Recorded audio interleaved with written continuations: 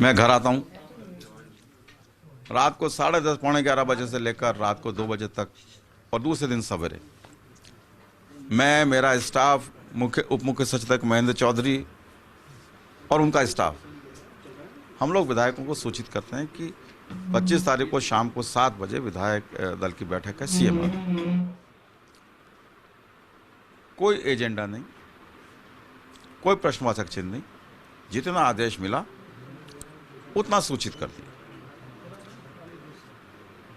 इसी दौरान वेणुगोपाल जी का ट्वीट भी हम देखते हैं, उसके अंदर भी कोई दूसरा संदेश नहीं था, कहीं कोई ये बात नहीं थी कि रायशुमारी होगी।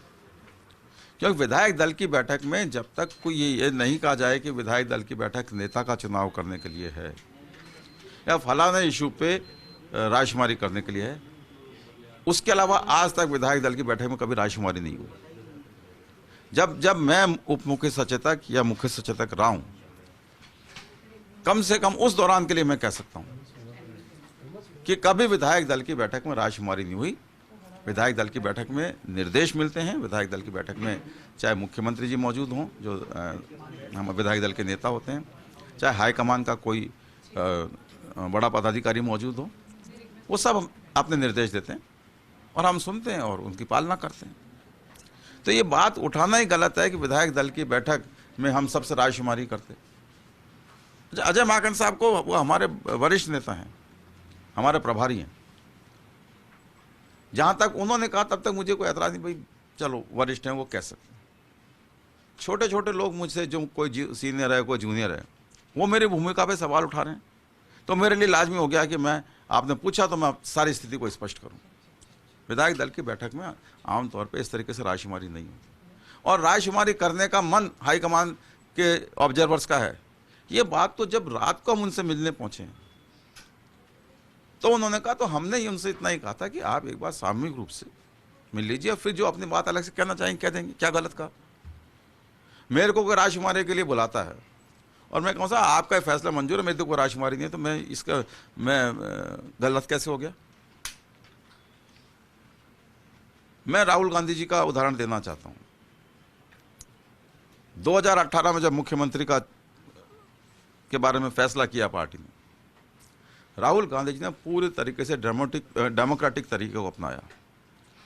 जितने भी कांग्रेस के विधायक थे, उन सब के पास में एक मैसेज आया, ऑडियो मैसेज, और तुरंत हमसे जवाब मांगा गया कि आप अपनी पसंद का कोई एक नाम राजस्थान के मुख्यमंत्री के लिए बताएं, और राहुल जी ने उस डेमोक्रेटिक तरीके से मुख्यमंत्री का चयन किया। तो वो डेमोक्रेटिक तरीका होना चाहिए। यहाँ थोपने की कोशिश की जा रही थी। हमें तो ये पता ही नहीं है कि मुख्यमंत्री बदलने का कोई एजेंडा था। विधायक दल की बैठक में मुख्यमंत्री बदलने के बारे में कि मुख्यमंत्री बनाने के बारे में कोई रायशुमारी होगी, हमें तो जानकारी इसकी नहीं दी गई। और जब हमें जानकारी नहीं है तो हम किस बात का पक्ष रखेंगे और किस बात का विरोध करेंगे। मैं जी, ये कहा जा रहा है कि जो विधायक दल की बैठक में विधायक आ रहे थे, फ़ोन किया गया कि यहाँ नहीं, धारीवाल के यहाँ पहुँचो। देखिए 25 तारीख को 12 बजे पहले था, क्योंकि सबको सूचना 24 तारीख की रात से लेकर 25 तारीख के सुबह तक हो गई थी, पूरे जो हमारे विधायक हैं उन सबको। 12 बजे बाद किसी को सूचना देने का अर्थ नहीं था। एक एक विधायक जिसको सूचना दी गई है, सबको ये कहा गया कि सीएमआर में 7 बजे 25 तारीख को विधायक दल की बैठक। किसी को नहीं कहा कि आपको कहीं और आना है। ये कैसे मखौल की बात है। मुझे तो ये खुद भी नहीं पता था कि 12 बजे तक भी कि धारीवाल जी के घर पे भी कुछ लोग रायशुमारी करने के लिए इकट्ठे हुए हैं। और अगर हम इकट्ठे होकर रायशुमारी कर रहे हैं तो इसमें क्या गलत है। हम पार्टी के हित में काम करने वाले लोग हैं, हम किसी के कहे सुने से काम नहीं करेंगे। हमने अब तक जो काम किए सब पार्टी के हित में किए हैं और आगे भी वो काम करेंगे जो पार्टी के हित में होगा। अब मुख्यमंत्री से नाराज है, अभिभावक की भूमिका वो निभा नहीं पा रहे, जो वादा आपसे किया था उन लोगों ने कि मैं अभिभावक के तौर पे हमेशा ध्यान रखूंगा आप लोगों का। देखिए, नाराज होना तो बड़ा शब्द है, क्योंकि वो हमारे नेता हैं, लेकिन हमें उनसे शिकायत जरूर है। और हमने कहा, ऑब्जर्वर्स के सामने हमने कहा कि हमें आपसे शिकायत है कि आपने कहा था अभिभावक के रूप में काम करूंगा। तो किसी भी मुद्दे पर आज राजकुमारी की बात हो रही, हमें पता ही नहीं। आपके सामने बात हो रही, हमें पता ही नहीं राजकुमारी का। हमारी शिकायतें जायज़ हैं, और हमारी शिकायतें अगर जायज़ नहीं होती तो मुख्यमंत्री जी हमको वहीं डांट के चुप करा देते। मुख्यमंत्री जी ने इतना जरूर कहा कि कोई भी काम ऐसा नहीं होना चाहिए जो हाईकमान के आदेशों का विपरीत हो। जी आखिरी सवाल अभी भी उसी पे कायम है कि अगर मुख्यमंत्री बदलता है तो 102 में से होनी चाहिए, मानेसर वाला मंजूर नहीं होगा? हमारा अभी भी वही स्टैंड है, क्योंकि हमारा स्टैंड हाईकमान तक पहुंच जाए, उसके बाद हाईकमान सारी बातों को सुनने के बाद कोई फैसला लेते हैं। वो फैसला तो सब पे लागू होगा, लेकिन चूंकि अभी तक हमारे पास ये मैसेज नहीं है, बल्कि हम तो ये सुन रहे हैं तरह तरह से, अलग अलग जगह से, कि हमें शो कॉज नोटिस दिया जाएगा। दें, हम तो चाहते हैं शो कॉज नोटिस दें, तो जो भी हमारे मन की बात है, जो अभी मैंने सब आप लोगों से करी है, मैं इन सब बातों को स्पष्टीकरण में दे सकूं। मुझे कोई व्यक्तिगत किसी से शिकायत नहीं। अजय माकन जी बहुत सीनियर नेता हैं, मेरे प्रति हमेशा उनका सद्भाव है, प्यार रहा है। वो जिस स्तर पर राजनीति करते हैं, मैं पता नहीं मेरे जीवन में उस स्तर तक पहुंच पाऊंगा, नहीं पहुंच पाऊंगा, इतना भारी अंतर उनमें मेरे में है।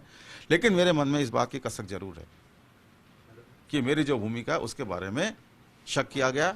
मेरी भूमिका अब तक बिल्कुल निष्पक्ष और जिम्मेदाराना पूर्ण रही है। एक छोटा सा सवाल और, राजेंद्र गुड्डा के बयान आ रहे हैं, कभी धारीवाल जी के लिए बोलते हैं, कभी प्रताप सिंह के लिए बोलते हैं। मैं राजेंद्र गुड्डा जी मुझे बड़े भाई की तरह मानते हैं, मैं भी उन्हें छोटे भाई की तरह स्नेह करता हूँ। मैं उनसे इतना ही कहना चाहता हूँ कि बहुत बड़े नेता हैं, कई बार चुनाव जीते हैं, उनके क्षेत्र की जनता उनको बहुत प्यार करती है, चाहती है। राजस्थान में भी उनका बड़ा नाम है। उनके बयान ऐसे होने चाहिए जिसमें परिपक्वता नजर आए। बिल्कुल, तो मुख्य सचेतक महेश जोशी जिन्होंने स्पष्ट कर दिया है कि वो अपने मुद्दे पर कायम है, और जो पहले उन्होंने जो मांग उठाई उसी मांग जो है वो आला कमान के सामने भी उठाएंगे। कैमरामैन घनश्याम के साथ Naresh Sharma, first India news, Jaipur.